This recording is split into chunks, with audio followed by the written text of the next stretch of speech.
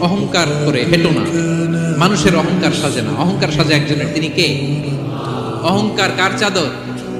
আল্লাহ বলে এই চাদর ধরে যদি কেউ টান দেয় ওরে আমি জাহান্নামে নিক্ষেপ করি, ফালা উবালি, আই ডোন্ট কেয়ার, ওরে আমি জাহান্নামে ফেলবো।